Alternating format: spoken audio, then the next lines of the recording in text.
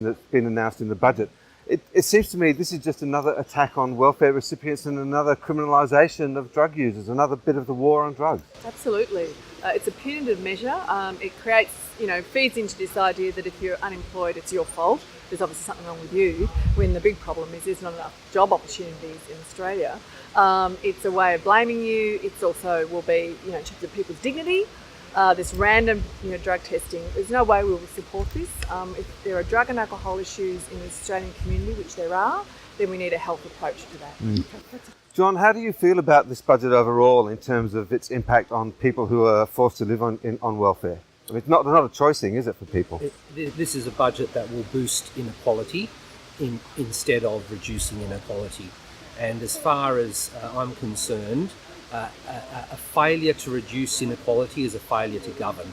So, putting the boot into people who are unemployed is not only deeply unfair and deeply offensive, it does nothing for the future of this nation. It does nothing to address the structural causes of unemployment because it wields a behavioural stick, pretending that this is somehow going to change the equation.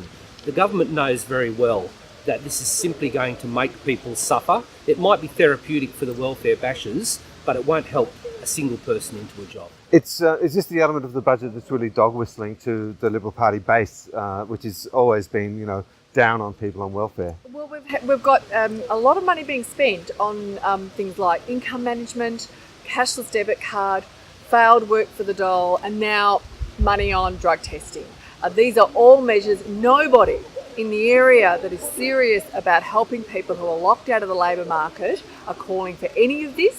What we want to see is decent investment in skills and education for people, getting behind young people who are trying to get their foot in the door, and job creation, because obviously that's the main game. One job, currently 10 people who don't have enough work. Well, speaking of one job that's under threat, people after Malcolm Turnbull's job, does this budget help keep him in that job a little bit longer, do you think? Well, look, in the end, that'll be for the public to obviously look at this budget, but our view today is you need to make an informed decision on every measure. What does this budget do for people, particularly for the people who are living on low and modest incomes in Australia, where inequality is at its highest level since the 1950s, poverty rates are serious, the unemployment payment has not been increased in real terms in over 2 decades.